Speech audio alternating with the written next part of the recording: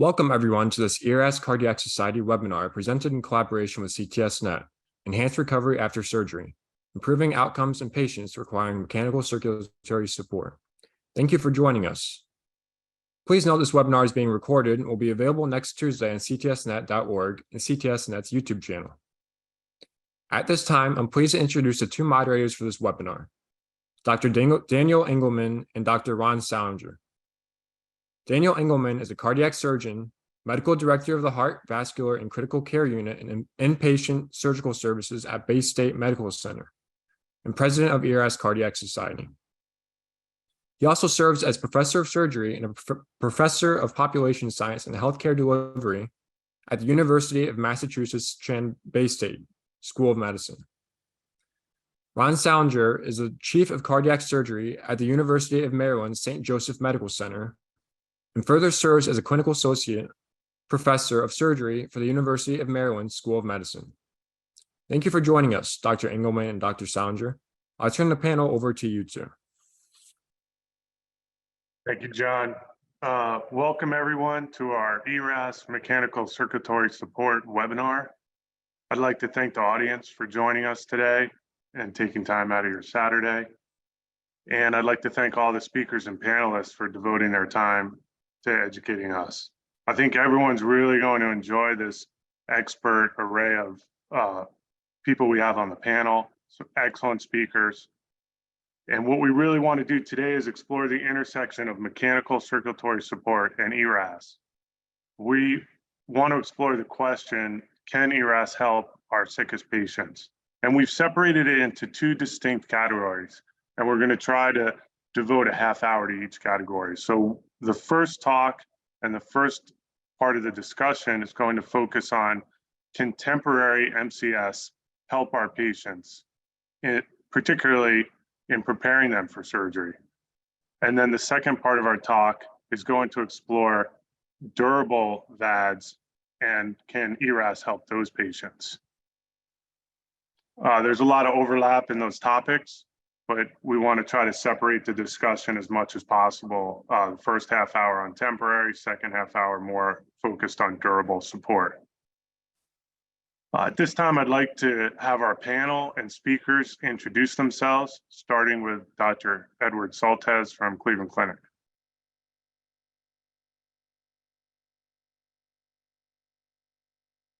Thank you, Ron. Oh, good, great. Sorry, thank you, Ron.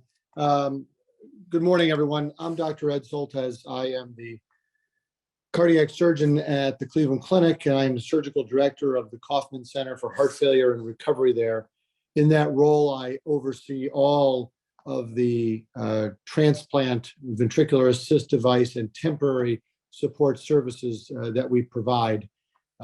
Also, I am the surgical director of our affiliate program, and in that role, I assist and oversee all of our affiliate cardiac surgery programs across the country, as well as work with our strategic consulting group for cardiac surgery services.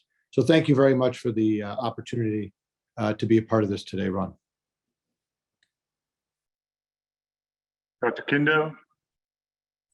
Good morning, everybody. I'm Michel Kindo. I'm a cardiac surgeon in Strasbourg, France. I'm a professor at the university, and I'm the director of the ventricular assist device program in Strasbourg. Thank you. Hello, my name is Roberto Lorusso, and I am deputy director of the Cardiothoracic Surgery Department at Maastricht University Medical Center in Maastricht, the Netherlands. I am the ECMO program director and the past president of ERAS. Good morning, everybody. My name is Lauren Barron. I'm one of the cardiothoracic surgeons at Baylor and Texas Heart in Houston. I do high-risk cardiac surgery, so low EF patients are where I sort of have my cross-section, and it's a pleasure to be here.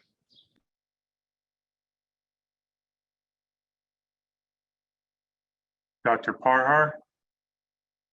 Good morning, everyone. Thank you for the invitation. My name is Ken Parhar. I'm an associate professor at the University of Calgary. I'm also the medical director of the Cardiovascular Intensive Care Unit We do approximately 1,800 cardiac surgeries a year, and I also lead the mechanical circulatory support program, specifically the ECLS program.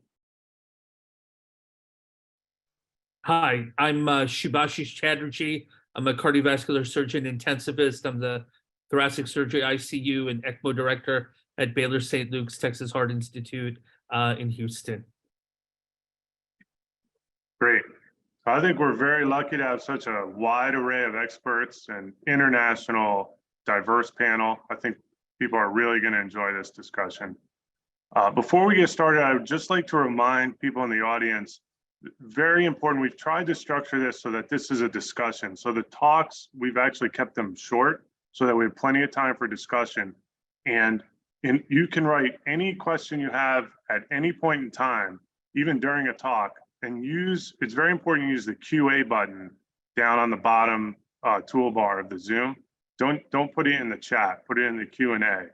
And then when we get to the discussion, we'll address some of the questions verbally, and then we can answer other questions back in the Q&A. And we're going to try to focus, again, the first half of the discussion on temporary MCS, and then the second half more on durable VADs. Okay, and then at this point, what I'd like to do is get straight into our first talk, which is Dr. Soltesz's talk, and that is entitled, Can Preemptive Temporary MCS Enhance Recovery Following High-Risk Cardiac Surgery? Hi, I'm Dr. Edward Soltesz. I'm from the Cleveland Clinic, and today I'll be speaking about mechanical circulatory support for perioperative shock. Here are my disclosures. Let's start out with a case. This is sort of typical of a post-cardiotomy cardiogenic shock patient, 78-year-old gentleman with ischemic cardiomyopathy who has New York Heart Association class 3B symptoms with severe 3-vessel coronary disease. His preoperative echocardiogram showed an EF of 30%. He had moderate mitral regurgitation with moderate right ventricular dysfunction, and his ventricle was about 6.2 centimeters. PET scan confirmed that he had only a small amount of scar inferiorly, but he had hibernating myocardium in the LAD and circumflex. You can see his preoperative right heart catheterization with an index of 1.8, and we planned a CABG with mitral valve repair. He came off on 4 of epinephrine and 4 of levofed with a bit of milrinone, and his cardiac index with that inotropic support was calculated 1.4. Intraoperative TEE showed his EF was about 20%. Right ventricular function was moderate, so the team decided to place a balloon pump that increased the cardiac index to about 1.8. Overnight in the ICU, he had increasing requirements of inotropes, pressors, developed some VT, and his lactate went up to 6.8. So why do mortalities occur in such patients? It turns out it's post-cardiotomy cardiogenic shock, which is unfortunately not a very well understood problem, but does confer a significant mortality. It's quite difficult to predict, but we do know that it is a much higher risk in patients with low ejection fractions. We additionally understand from multiple studies now that there are tremendous deleterious effects of both high-dose inotropes as well as long cardiopulmonary bypass times, both of which typically occur in this patient population. Now, the definition of post-cardiotomy cardiac failure is not standardized. It's really an inability to wean from bypass or potentially marginal hemodynamics in the operating room, or as we see here, poor hemodynamics in the early postoperative period. The hemodynamic profile is clearly one where there is shock present with low systolic blood pressure and high filling pressures. Now, the goals of pericardiotomy assist really are to unload the injured ventricle. That's the most critical goal of all. In the process, we hope to wean toxic levels of pressors and inotropes, maintain end organ function, and this allows time for cytokines to be metabolized, replenishing ATP stores, and hopefully at the same time identifying and or correcting any primary etiology that potentially led to the post-cardiotomy failure. A typical scenario, which is unfortunate in some situations, is a patient has a difficult time coming off pump, failure to wean, you go back on cardiopulmonary bypass, you do all the optimization steps as typical, look at the transesophageal echo, check graft flows. This takes usually 1 to 2 hours, escalate inotropes and pressors, reattempt wean of bypass, and end up placing a balloon pump, but still have a low cardiac output. And these procedures are somewhat typical. We see these all over. low ejection fraction cabbage mitral cases, cases with poor targets.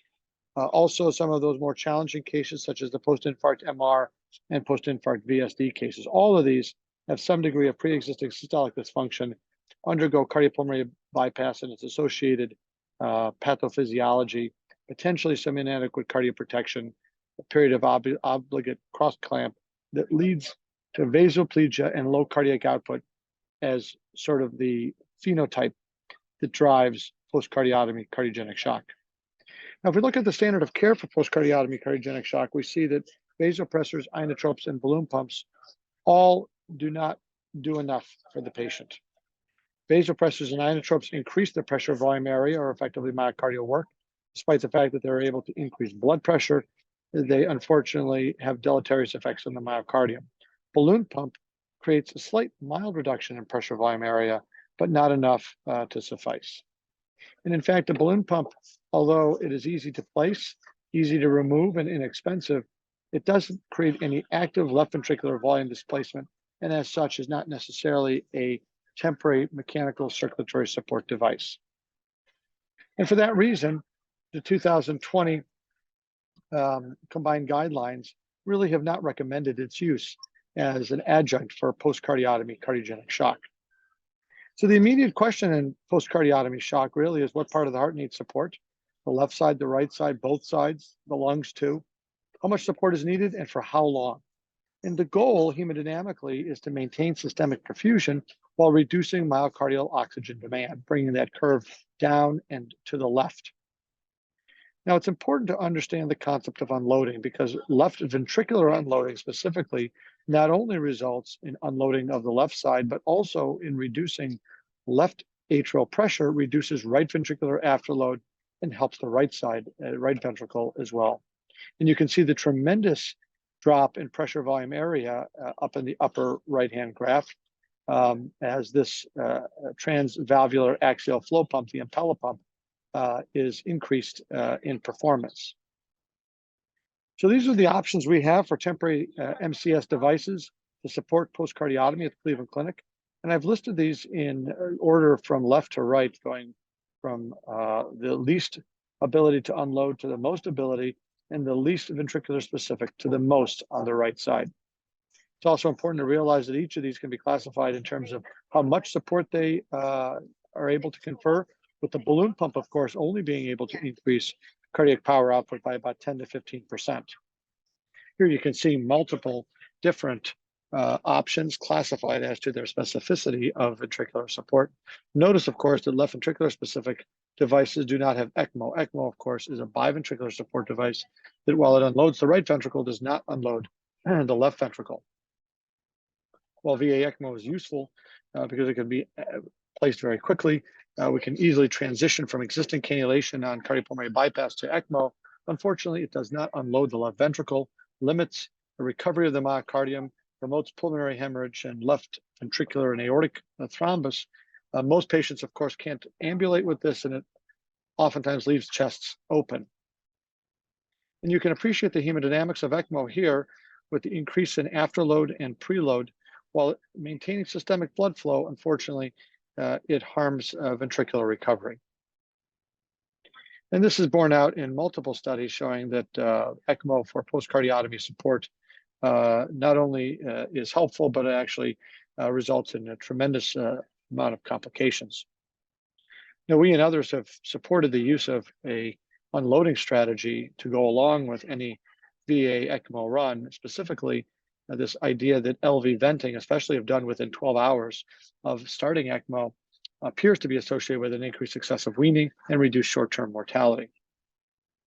Here you can see an Impella circuit that is a Impella along with a VA ECMO, and notice the uncoupling of the left ventricular and aortic pressure tracings, indicating unloading of the ventricle while at the same time maintaining systemic blood flow.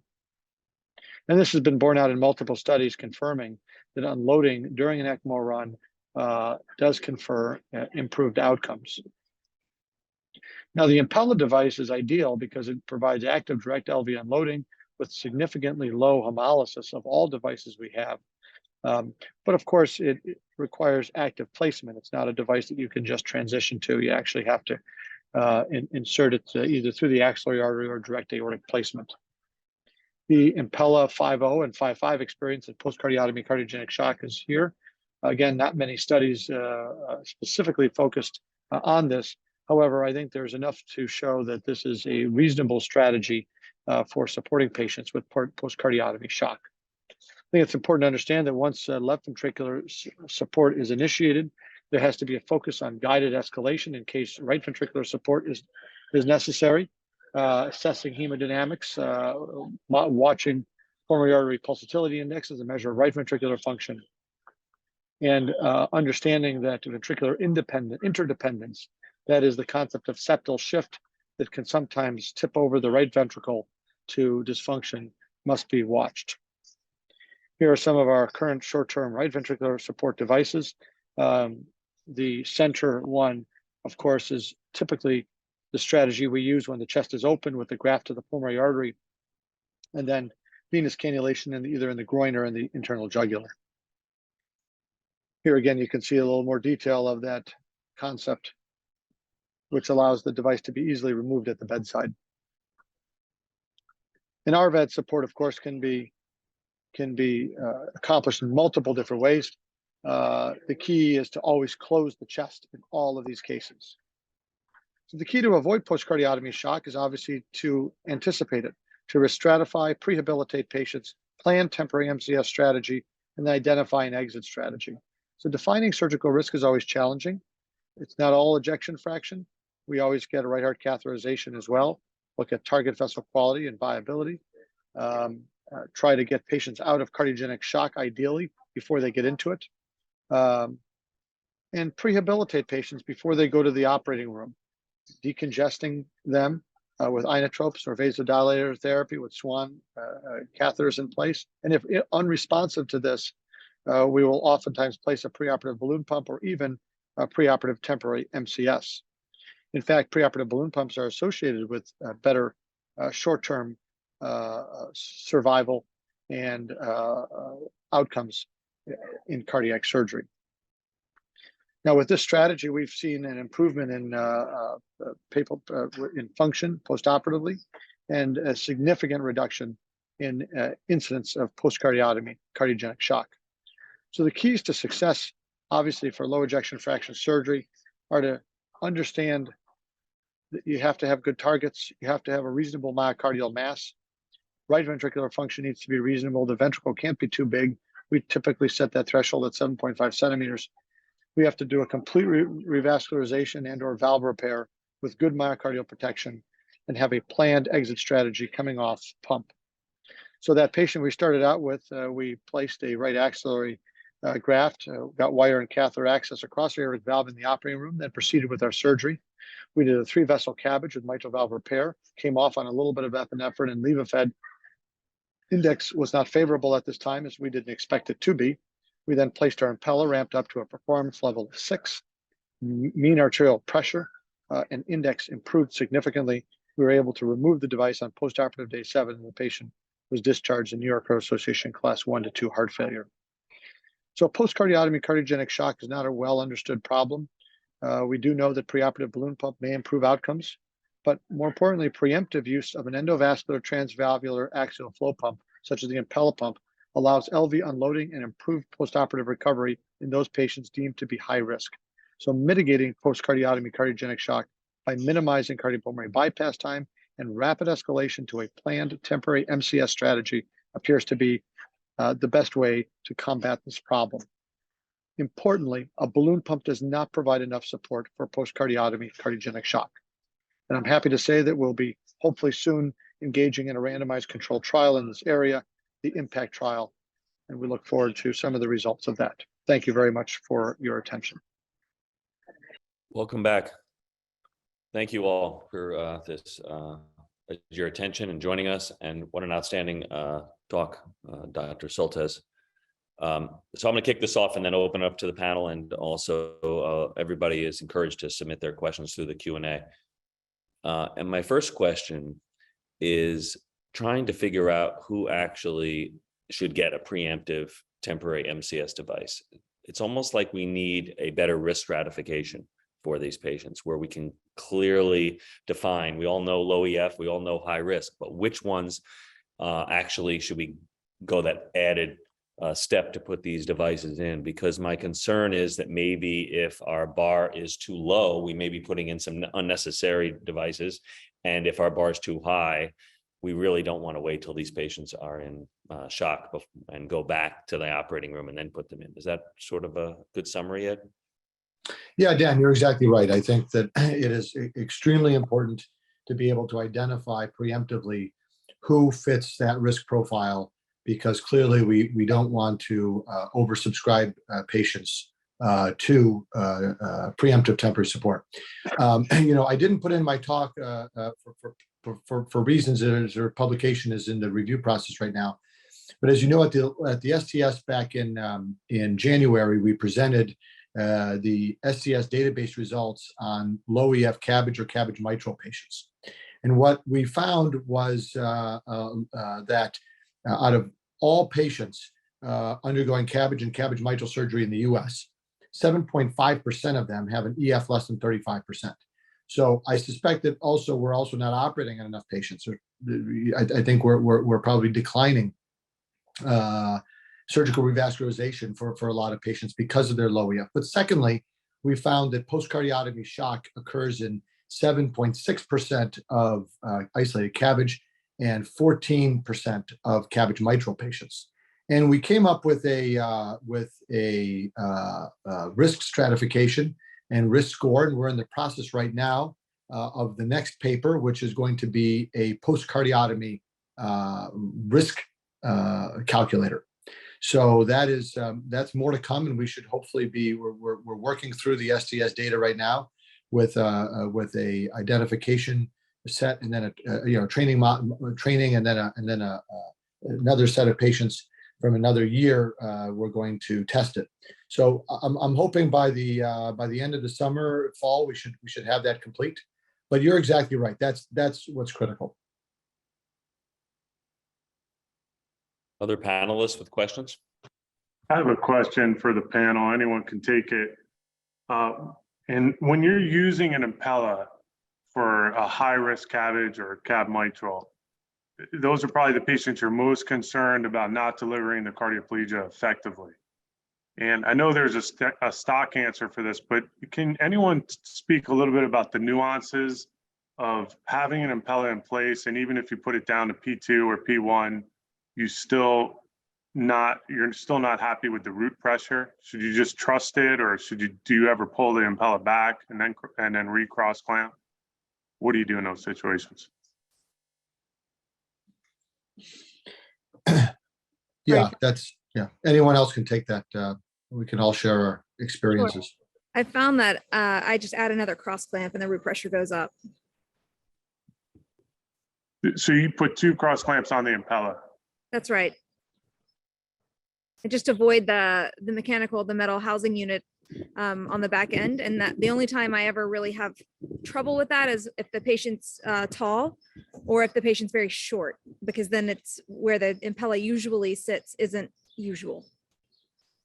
Okay.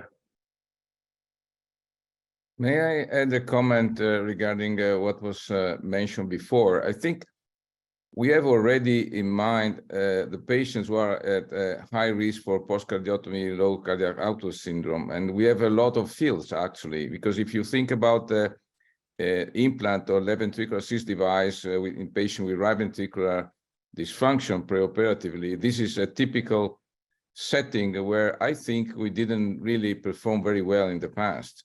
So I think we should really be more cautious in the patient screening and the patient evaluation and assessment, and use more and more often temporary support, particularly in this case for right ventricular support.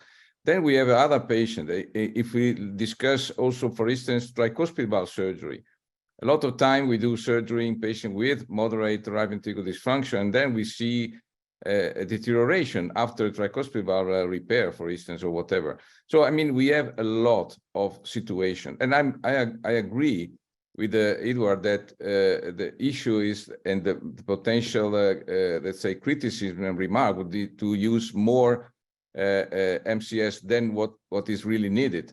But my question to also the other panelists is, what about protected PCI? Why is there no complaint, no criticism, no remark? And this is widely accepted now, and even with very low evidence. So I think that is really something we should discuss and think about ourselves. Question, anyone have any comment from the panel on that particular question before we go to Dr. Barron's question? Yeah, I mean, I think that I think the protected PCI is sort of a separate issue in the sense that you know, the data on that. I think we have to recognize that there are different centers. I mean, one thing that we've recognized now with a decent amount of population studies and large clinical databases is there are different practice settings and there are different levels of comfort with practitioners at each of those settings. So I think it's hard sometimes to understand the nuances of individual settings when we speak. You know, when particularly when I'm speaking coming from the Cleveland Clinic, where we have everything available within a moment's notice. Whereas, you know, when I help some of our affiliate programs with developing shock teams or implementing Impella programs, for instance, or ECMO programs, it's surprising to see what level of support and infrastructure they have. So I think we have to understand that. But in general, I think that, you know, Dan, to your point, you know, the goal is going to be to identify with data which patients truly need preemptive support. And the preemptive support, you know, can be placed preoperatively, or it can be placed at the end of the case. I mean, typically the way we do it is we put it at the end of the case. We're all set to put it in. We have wire access across the aortic valve, actually, in our high-risk cases, and axillary access or direct access. And it's very simple to put in when you need it, and not to say that you put it in preoperatively all the time. And before we move on to the next question, I'd just like to remind the panelists, there's questions coming in the Q&A, and we can answer those questions. You can write answers because we won't be able to get to all of them. So just you can answer those throughout the webinar. Thank you. Great. Dr. Barron, I think you're next, and then Dr. Chatterjee. I was wondering, Dr. Soltesz, if you could talk about, I know an impact, or our center is also looking at being a site, but they talk about the EF cutoffs of 30 and 35, but what is not considered on making the decision of preemptive support is right heart function. And I've found that if the patient has questionable, you know, moderate severe dysfunction with their right heart, the EF of 30 doesn't mean as much. They can have an EF of 40 and a bad right heart, and offloading the left heart seems to make a difference. How are you in your mind, like putting that together? How do you account for that in your decision? Yeah, Lauren, that's a good question. I think you're spot on with that. When you have a relatively normal right ventricle and your focus is purely on the left ventricle, I think it's a much easier calculus. However, the situation you bring up is oftentimes, you know, we all get in trouble with the right ventricle quite often, and the impact trial is not necessarily going to focus on that. And it was we specifically talked about that quite a bit actually over the course of the all of the discussion and setting everything up. But it was felt not that we should focus really on left ventricular dysfunction ideally. But a very good point. You're right. You're right. Dr. Chatterjee. Sure. I was going to echo, I think, what both Dr. Soltesz and Dr. LaRusso said, which is that, you know, across the country, I think it's something like only about 40% of ECMO cases have LV unloading, and the vast majority of that is balloon pumps. Balloon pumps really don't do a good job with that. And if you're going to make the decision, I think it behooves you to be more aggressive on the LV unloading point, because otherwise, you know, you wait 24, 48 hours, they're in 3-system organ failure, and it's probably too late then. So I think in these cases that are high risk, you should err on the side of being a little bit more aggressive LV unloading. Dr. LaRusso. Yeah, thanks. Well, I think we should really emphasize one concept, which is, I think, the basic, I would say, rule in this setting is that we should not be reactive. We should be proactive. This is very important. We should not really go beyond the troubles. We have to prevent it. And this is actually what we should do. So we know that most of the time we have a patient in front of us who could be at high risk for low cardiac output syndrome. So we should not just wait and see if this is going to happen. We have to be preemptive, and this is absolutely the key. And we have to change our practice in the future, because that was what we did in the past. Dr. Kindo. I completely agree with this, because we have to have a good definition of the high-risk patient.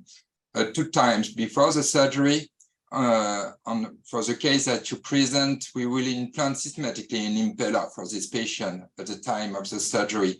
And usually what we did in Strasbourg, we put the wire on the aortic root before clamping the aorta at the beginning of the surgery. And we place the pump after the surgery to be sure that we are not going to lose some times.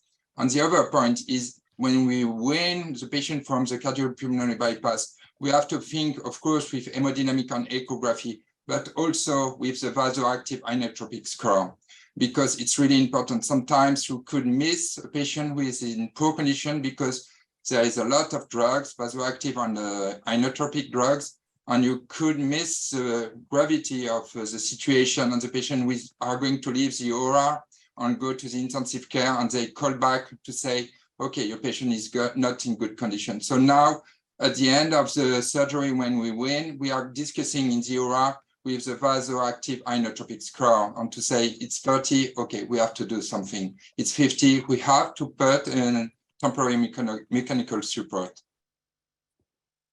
And Dr. Parhar, and then I think we're going to move on to our second lecture.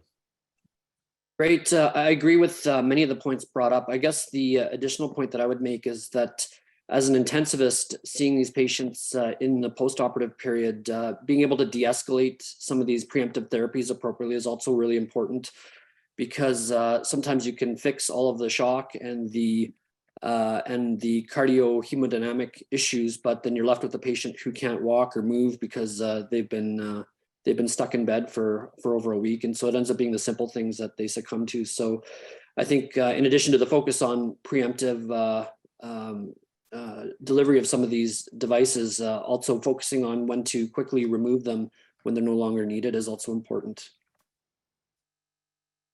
Excellent discussion. I would encourage those with questions to type them into the Q&A session, and the speakers themselves or some of the panelists will attempt to actually directly answer your question personally, which I think is very useful. So now we're going to close out this first half of the session, and we're going to limit our discussions now to ERAS for durable VADs. We're not going to talk about temporary preemptive use for low EF patients, but rather we're going to discuss patients that are having durable VADs. Is there a role for enhanced recovery protocols, and does it improve their outcomes? And for that, I would turn it over to Dr. Kindo. My name is Professor Michel Kindo from the Department of Cardiac Surgery at the University Hospital of Strasbourg, France. I'm very happy to share our experience regarding ERAS for durable VAD. ERAS program is, of course, a multimodal and interdisciplinary optimization of the perioperative care pathway. Surgeons have to work with all the physicians with the goal to improve patient satisfaction, reduce postoperative mortality and morbidity, reduce length of stay, reduce red blood cell transfusion. During the perioperative period, we have to assess the physiologic and blood capitals to optimize them during the perioperative course. We have to preserve them during the surgery, and of course we have to restore them during the postoperative course. Frailty is a major problem for patients with chronic heart failure, and one way to treat frailty is, of course, ERAS program. As demonstrated in this meta-analysis, frailty was present in 49% of the patients and was associated with an increased risk of mortality and rehospitalization. At the time of LVAD implementation in this study, they found that 33% of the patients were intermediate frail and 34% were frail. This frailty was associated with a significant increased one-year mortality and, of course, a risk of rehospitalization. There is now some evidence in the literature that systematic standardized ERAS program is associated with an improvement of the postoperative care outcomes for patients in cardiac surgery. There is new guidelines. Of course, the question, do we have to apply ERAS program at the time of durable VAD implantation? Of course, the answer is yes. There is few data in the literature, but there is a recent paper which demonstrates that ERAS program at the time of LVAD implantation was associated with a significant reduction of chest tube output, blood transfusion, and opioid prescription at discharge. During the preoperative period, ERAS program must be adapted to the profile of the patient and, of course, the Intermax status. For Intermax 1 patient, ECMO or impeller must be implanted and a 1-week ERAS program can be performed. For Intermax 2 patient, ECMO or impeller will be implanted or a very short ERAS program can be performed. For Intermax 3 patient, a 1 to 2 weeks ERAS program can be performed. And of course, a good candidate for durable VAD is Intermax 4 to 5. And in this case, in our institution, the patient will have a 4 to 6 weeks ERAS program. This preoperative ERAS program must include the detection and the correction of anemia due to iron deficiency. And if there is an iron deficiency, we will administrate ferric carboxymaltose IV. If there is an anemia, the patient will have erythropoietin each week, usually during 2 to 3 weeks. And vitamin therapy is systematically associated to this with vitamin B12, folic acid, and vitamin C. Cardiomuscular and respiratory rehabilitation is a key component of any ERAS program and, of course, for patients who will have durable VAD implantation. Cardiomuscular rehabilitation for elective patients will be performed during 4 to 6 weeks with supervised exercise-based cardiomuscular program as an outpatient 2 to 3 times per week. For hospitalized patients, our physiotherapist team will work with the patient and perform mobilization and active exercise. Respiratory rehabilitation is really important for our point of view. Every patient will have a 4 to 6 weeks program with a physiotherapist 2 to 3 times per week with active and passive exercise with a spirometer. If the patient is already hospitalized, positive expiratory pressure exercise at higher rate will be performed with our physiotherapy team. We have to perform a systematic screening of nutritional status. All our patients will have high-protein oral nutritional supplement during 4 to 6 weeks with Fresubart 200 ml twice a day. If there is a severe undernutrition, we perform a specialized care with implementation of enteral or parenteral nutrition protocols. Diabetes must be systematically screened and assessed with glycated hemoglobin, which must be under 8%. A strict glycemic control must be performed during all the perioperative course. Nasal and oropharyngeal decontamination must be performed systematically. Nasal decolonization of the Staphylococcus aureus by methylpurine 2% in each nostril and oropharyngeal decontamination twice daily, mouthwash with chlorhexidine. Of course, for elective patients, it will be performed 5 days before surgery, but for emergent patients, 1 or 2 days before the surgery. We have to limit fasting, and of course, we have to perform preoperative carbohydrate loading. At the time of surgery, the ERAS program must be applied. So our ERAS program includes multimodal analgesia, protective ventilation, a goal-directed therapy, which is very important for patients at the time of LVAD implantation in order to prevent any right ventricular dysfunction. The patient will have an optimized extracorporeal circulation, which includes normothermia and, of course, the use of cell saver. A regional block is systematically performed in our center for all our patients, or of course for patients with durable VAD implantation. We use a minimally invasive approach, and so the regional block will include a transverse thoracic plane block for the mini sternotomy and serraceous anterior plane block for the left mini thoracotomy.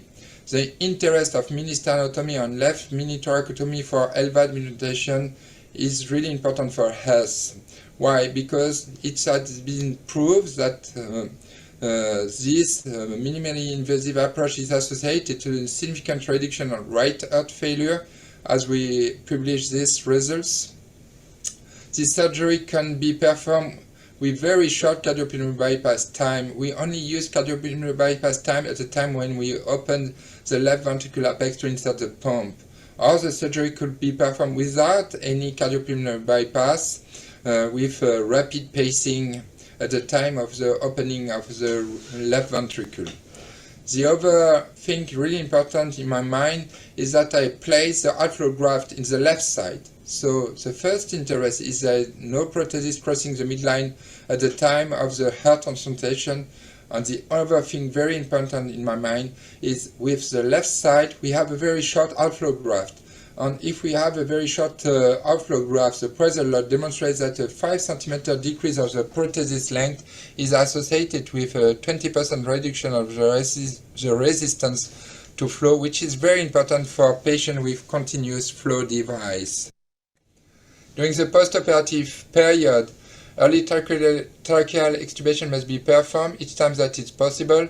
We have to implement a multimodal analgesia with opioid sparing strategy, and we have to perform early mobilization. As you can see this video, a patient at the first day after the surgery, which was an implantation of a syncardia, they go with a multimed to make some exercise we have with our physiotherapist team 2 times per day.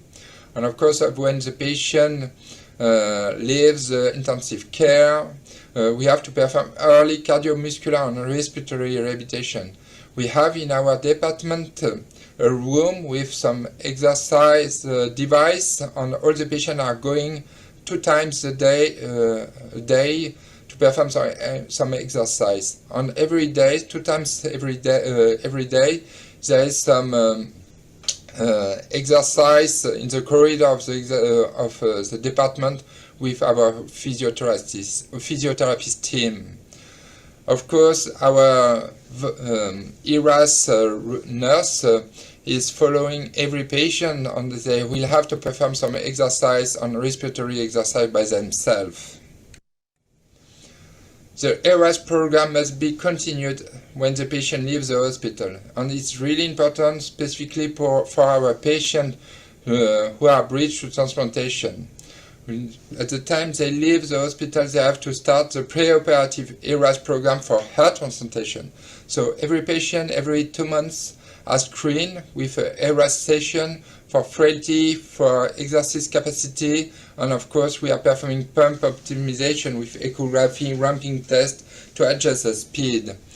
And of course, every 6 months we perform patient blood management screening, and we detect and correct any anemia due to the iron deficiency. So in conclusion, ERAS program should be the standard of care for mechanical circulatory support implantation.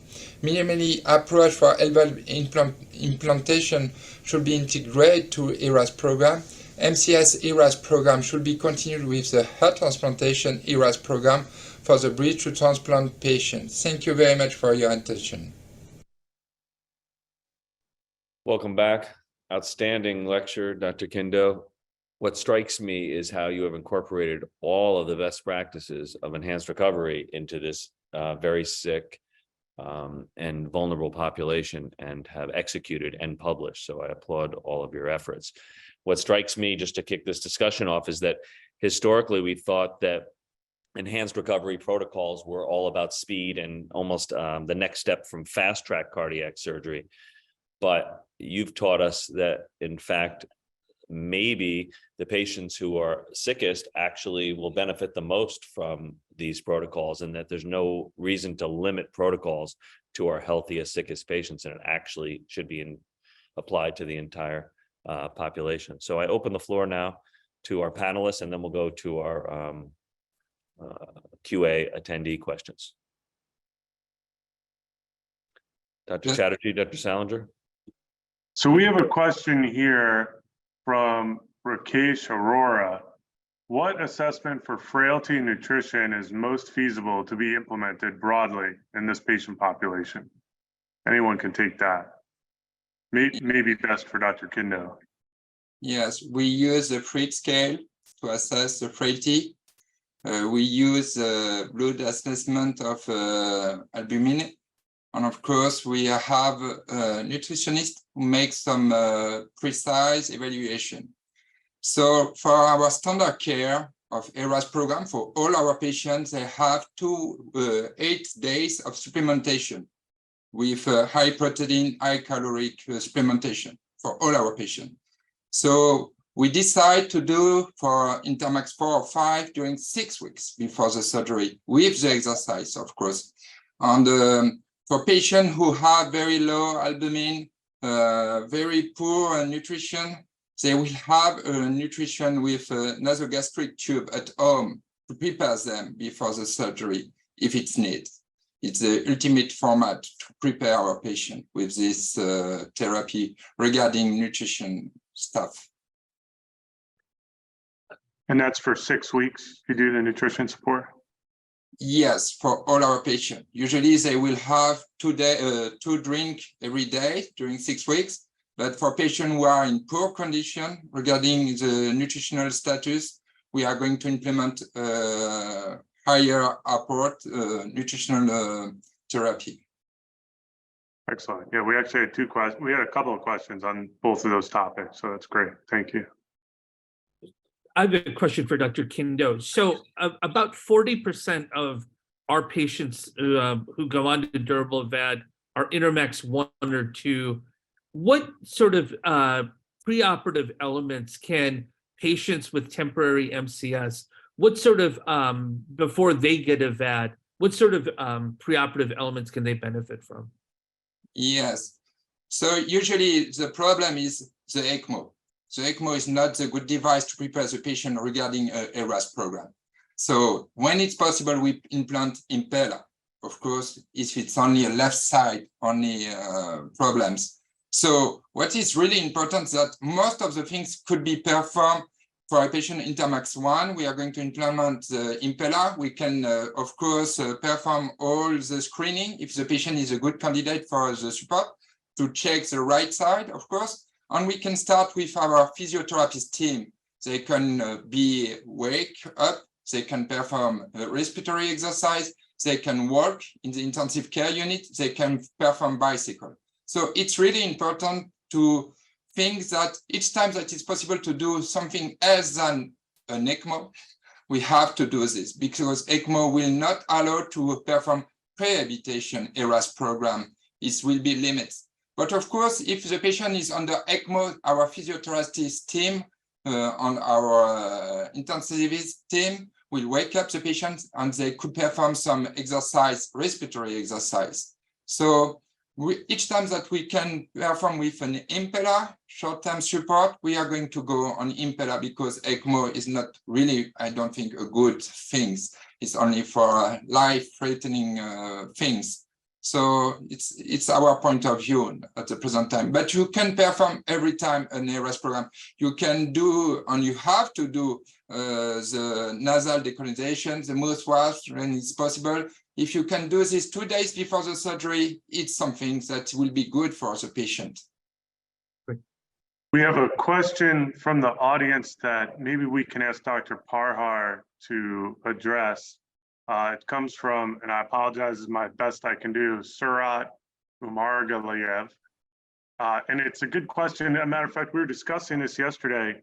What are the goals, both pre-op and post-op, if you don't mind answering both, for glucose control and hemoglobin A1C for these patients in particular? And how much of a lag and how much is there a need for evidence in this arena? Yeah, great question. We certainly focus quite a bit on glucose control, and I think there's sort of 2 sides to this coin. Obviously, hemoglobin A1C is a very challenging marker to change in the pre-op period because the A1C usually lags by 10 to 12 weeks after changing your sugars because it's going to be an average of your last 3 months. But certainly in the postoperative period, making sure that your sugars are within a reasonable range. What we use in Calgary is a range of 6 to 10 using metric units. And there's a lot of literature on this, particularly from the general systems ICU world, whereby trying to be very aggressive in keeping sugars down is probably not a great use of resources and potentially associated with harm. And so that's the approach that we take, is that we certainly want to avoid hyperglycemia, but more importantly, we want to avoid hypoglycemia, which is not great. So most of all of our patients will end up on an insulin infusion for the critical period in the first number of hours post surgery, and then if they have ongoing needs for insulin, we'll switch them over to subcutaneous sliding scale as soon as we can. Typically around the same time that they're able to manage clear fluids.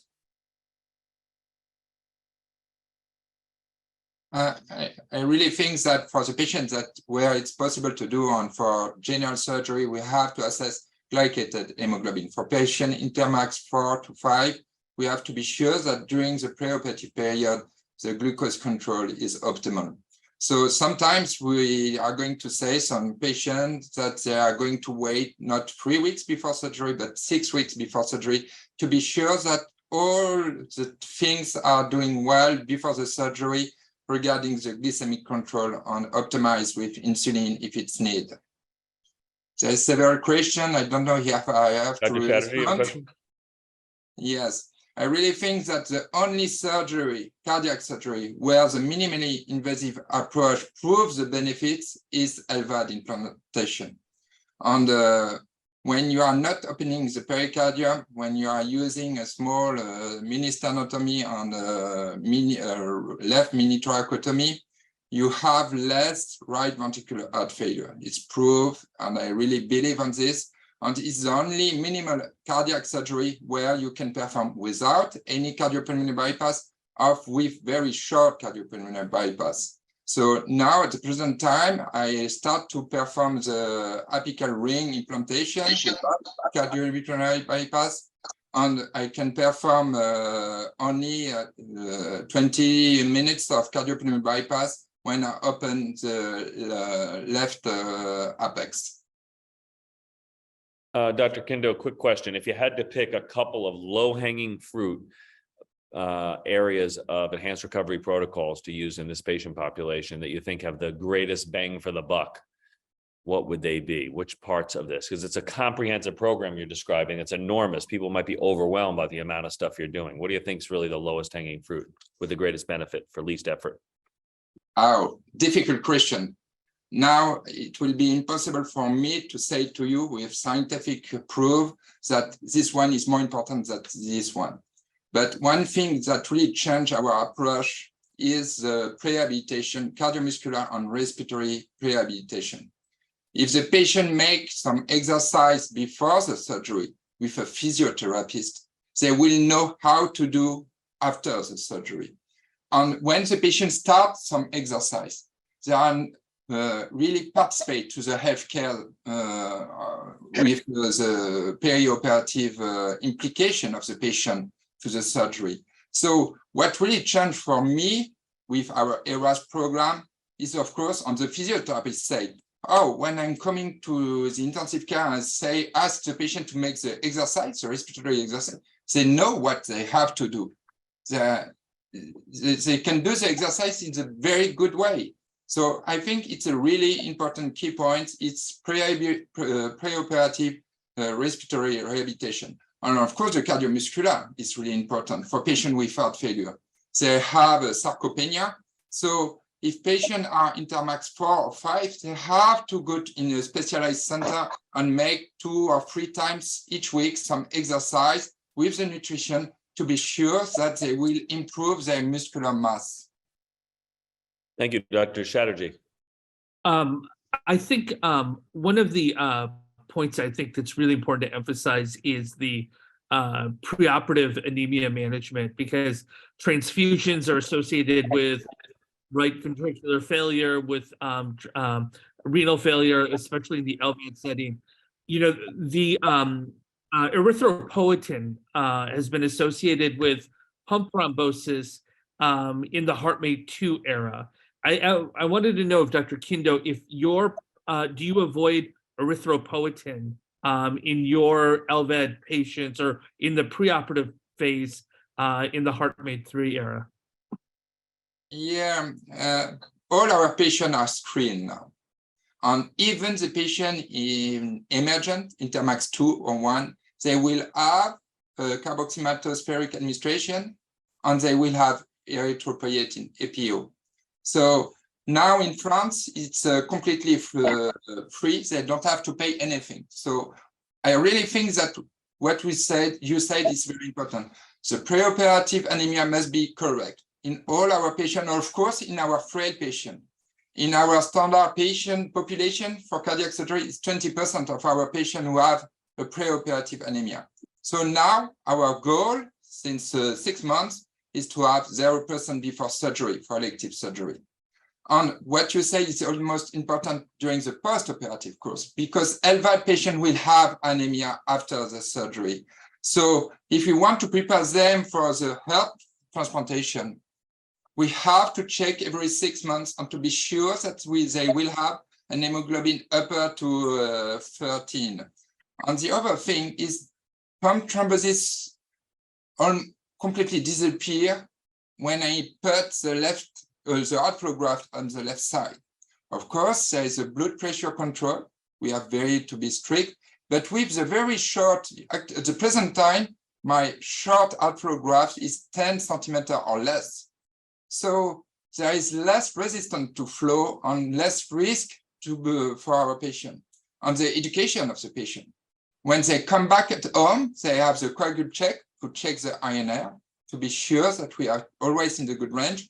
They already have at home all the staff to perform by themselves injection if they are going to allow for the INR. Dr. Parr. Just to follow up on the comments for low-hanging fruit, I completely agree with everything Dr. Kindo has said. In addition to that, I think one thing that we've found is really important for these LVAD patients is just to have a plan for RV failure. And it sort of echoes the comments from the first session. But if there's RV dysfunction, how do you escalate, and how do you escalate in a timely fashion? Because if those patients go off the rails due to their right ventricle, it's a big problem. So minimizing complications, particularly for this LVAD population, is extremely important. At the end of the surgery, when we are finishing the surgery, we are looking with the transesophageal echography, of course. And if the vasoactive inotropic score is upper to 30, we are going to implant a right impeller for all our patients. Because when we are looking, what happened is when you are too late, it's finished, because you will have the renal failure, you will have the bleeding failure, you will have the hepatic failure. So now we are looking at the end of the surgery, and if the anesthetist say to me, okay, I calculate the vasoactive inotropic score, it's 50, I go and I implant a right impeller. And it will be easier for the follow-up in the intensive care. I prefer that the patient have no inotropic drugs during the intensive care course than high level, you don't know what happens, you are going to give some fluid because you are thinking that it's a problem of fluid, you are putting some vasoactive drugs. So if the vasoactive inotropics are upper to 30, we are going to discuss, and usually we are going to implant a right impeller. Dr. Chatterjee, quick question, and then we're going to close with a final statement by all of the panelists and speakers. Oh. Did you have a question? If not, I'll kick that off. Perfect. All right. So I'd like to thank all the speakers and all the panelists and on the audience, especially for joining us. And if each of you could just give a closing statement regarding your thoughts or comments, I would appreciate it as we close out. I'll kick that off.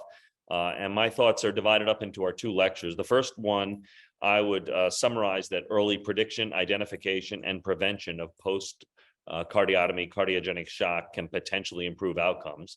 And I point out that we definitely need some more data there, and that would key into the upcoming impact trial. And after the second outstanding lecture, I would just say that clearly ERAS protocols belong in all patients because you've taken the sickest of the sick and impacted. So I really do appreciate that. I will now turn that over to Dr. Salinger. Your thoughts? That's great. Two great talks. I'm really grateful for the speakers and the panelists. Just really expert talks and a lot of good discussion. For me, I think I'm struck by how much ERAS protocols and minimally invasive techniques can benefit even in our sickest patients. And particularly for my practice, I'm eagerly awaiting some results from the impact trial because I think the temporary MCS is very intriguing for our high-risk cases, but it's difficult to commit someone to that pathway when you're not sure if you can just get them through with a pre-op balloon pump. So our first speaker, Dr. Soltesz, some closing thoughts? Yeah, Dan and Ron, thank you very much for the opportunity to speak. This has been a fantastic webinar. I learned quite a bit from all the discussions. I would just say, I think that there are two things. I echo your comments, Dan and Ron, that I think we have to be careful of not overusing technology that we discussed. And of course, we have to do that is to identify the correct patients who are at highest risk for post-cardiotomy shock. But I also think the secondary objective here is to realize that I suspect there are a lot of patients out there who are not getting cardiac surgery because they're felt to be too high of a risk, and they're being told that that they should have a high-risk PCI, when we know that the people who benefit the most from surgical revascularization are those with low ejection fraction. So again, we've always recognized that the problem we've had in surgery right along with many trials, whether it be surgical revascularization trials versus PCI or more mitral trials, has been that early hazard phase, that number of days or so after surgery where patients succumb to post-cardiotomy shock. So I think we have an opportunity here. We just have to very carefully and very data-driven pathway figure it all out. Great, Dr. Kindo. Yes, thank you very much for the opportunity to share our ERAS program. And I really think that ERAS program must be the standard of care for any cardiac surgery. And of course, I think that the benefits that we saw in low-risk patient is, of course, will be present for high-risk patient. And we are working on this because high-risk patient, of course, is a patient who have more frailty. And frailty, one way to treat this frailty is ERAS program with preoperative, operative, and postoperative program. And the interest is very important for this to understand. And I hope that in 10 years, ERAS will disappear, but we are going to speak about standard care. And Dr. Barron. I think from Dr. Soltesz, it's the same, that preemptive, having a plan for your exit and a patient that could turn high risk is going to have a better outcome than the patient that is salvage. And then from the second, I was just blown away by like how much detail is in, like, considers these patients in their weak spots. And I think you're spot on about teaching patients to do, incinerarometry before their chest hurts, or to stand up from a chair without using their hands before everything else hurts. I think that's absolutely key. I think you're spot on. Terrific. Dr. Parhar. So we've heard a lot about variations and how you can do things, but I think the key take home for me from this was that, having a plan is first and foremost the most important thing. So having some sort of ERAS approach to these patients in the in the intraoperative and the postoperative period. And secondly, part of ERAS is to maximize recovery. The other part is to minimize complications. And I think, again, using preemptive approaches to minimize complications is really crucial. And I completely agree that hopefully in a few years that we won't be talking about ERAS, that this is just simply standard of care. Great. And last but not least, Professor LaRusso. Yeah, thank you very much again for the opportunity. Very, very terrific webinar. Again, I echo what has been said. I think that preemptive MCS should be part of the ERAS program. And this will, as Dr. Pahar said, most likely will reduce also complication and therefore will enhance recovery after surgery, particularly in high-risk patients for low cardiac output syndrome. So this should be absolutely part of the ERAS program in the future. Excellent. So as we close this out, I'd like to thank you all for attending this ERAS Cardiac Society webinar held in collaboration with CTSNet. You can check out their past webinars and publications at ctsnet.org. There's also hundreds of additional cardiothoracic surgery videos. As a reminder, a recording of today's webinar will be available next Tuesday on ctsnet.org or CTSNet's YouTube channel. As a reminder, you can stay up to date on all of their content and be an active part of their online global community. And I'd like to wish you all a wonderful day. Thank you.